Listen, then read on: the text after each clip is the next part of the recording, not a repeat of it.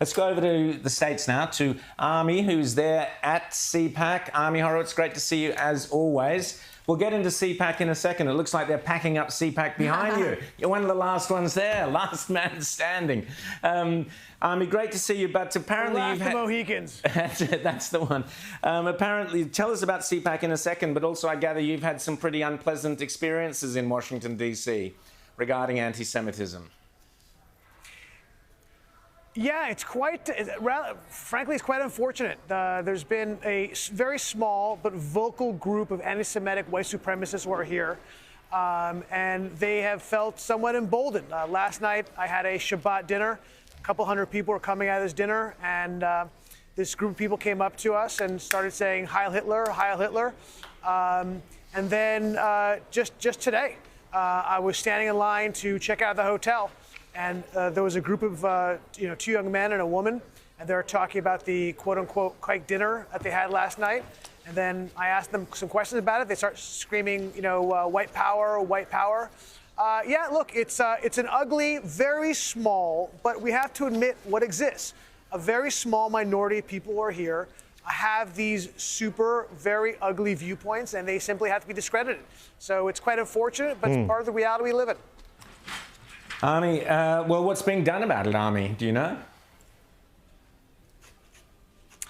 I don't know. I mean, look, it doesn't help when you have somebody like Steve Bannon on stage and looking as opposed to what happened with Elon Musk, which clearly was not a Hitler salute, and I think that was the fake news trying to make something out of nothing. This is something I don't know. I don't know what that was. I looked at it, 10 different angles. And I always try to give people the benefit of the doubt. I think Steve Bannon is not a great guy. And I think when you have that kind of things on stage, I think it leads to people feeling like they have a license to behave in that way. Tell us about Donald Trump's speech. I mean, Trump was vintage Donald Trump, right? He just feels so comfortable on stage. He really takes ownership of that stage. And, of course, he went through all of his highlights, and there have been a lot of highlights in this first month. And he went through all of them. He was talking about the cost cutting. He was talking about immigration. He was talking about taking DEI out of government. And people here were all about it, obviously. And I think that what he has done, which has been incredible, is there's a clear ideological split in the Republican Party, right? There is, I don't know what percentage it is, but let's call it half of the people who are becoming more and more isolationist. They want America out of the world. And there's the other half that's more of traditional Republican viewpoints on the world. There's a split, clearly, ideologically, at CPAC and in the Republican Party. What Trump has been able to do is get both sides of them lined up behind him. It's incredible. Usually you see a candidate from one of those two sides, and they have the support of one of those sides.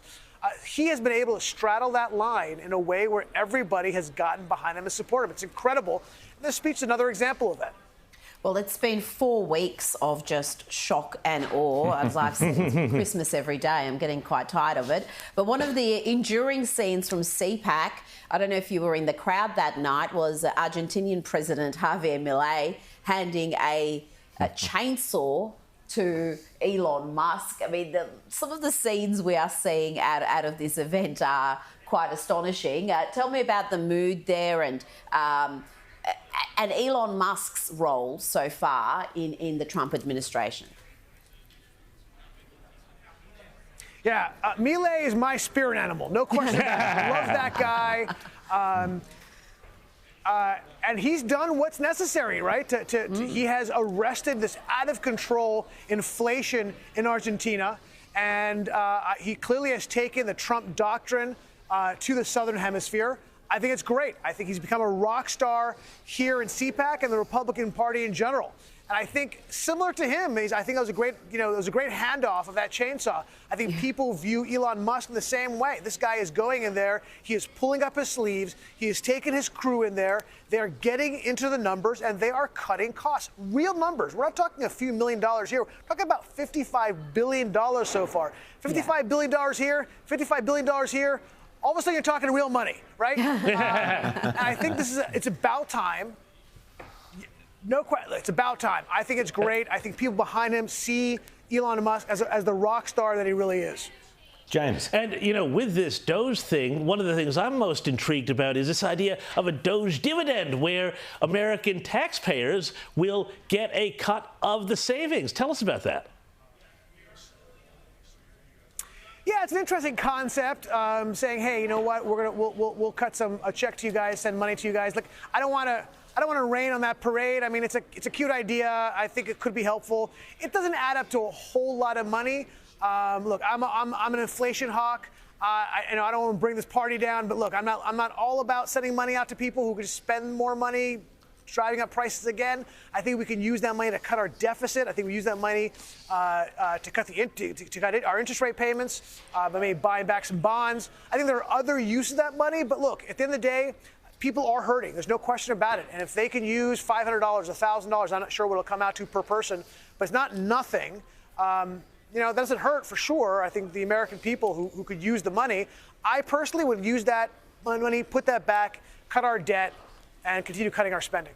I think I agree with you there, Ami, but I was amused by I think it was a CNN reporter or one of the left-wing reporters on one of the shows saying, what's $5,000? If you gave $5,000 back, how would it help people? Which I thought showed the elitist attitude of the left. But quickly before we go, Ami, Ukraine, Russia. So obviously that's been the big topic of the week. What was the mood or the arguments at CPAC regarding Ukraine, Russia? I mean, that's the most. I mean, if you and I did. If you kind of stand around people's tables, listen to their conversations, clearly a topic of conversation.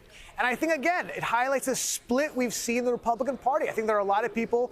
Look, I think most people here, including myself, look, we want to see this war come to an end. I think that pretty much everyone here is in agreement. 3 years is too long to have this meat grinder of a war destroy two economies, destroy two people, take away the youth from both these countries. At the same time, I think there is this split between whether or not we should cut off Ukraine completely or whether or not we should support them, but support them within certain limits, which I certainly fall in that camp. I think the Ukraine war has done a number of things, right? I think that it has degraded the Russian economy, it's degraded the Russian army, it's taken a geopolitical foe, probably our second greatest geopolitical foe, off the map, really for maybe a generation. And even more important, I think it's made China look very closely at Taiwan and saying, if the U.S. is willing to do this for Ukraine, we don't have as large of an interest in Ukraine as we do in Taiwan, what would the U.S. and the Europeans do if we invaded Taiwan? I think that is super essential in terms of the geopolitical map and where we move next. And also, maybe even equally importantly, we have taught the Europeans that they need to be able to step up and pay for their own self-defense. I think they've been getting a free ride from us for too long. I think this has been one of Trump's foreign policy planks, that he was able to get them in the last administration to pay their 2% defense funding. So I think it was a great lesson for the Europeans, saying, you can't rely on us, you've got to pay up on your own. That's my view on this thing. And Ami, you're right to point to China, and you're probably not aware, or you might be, that right now off the coast of New South Wales, I know you know Sydney and New South Wales well, right off the coast of New South Wales, there are Chinese ships firing live ammunition, causing our aeroplanes to have to re-divert themselves. Yes. They're having war exercises off the coast of New South Wales. I think you're absolutely 100% right to draw attention. All eyes need to be focused back on the threat that is China.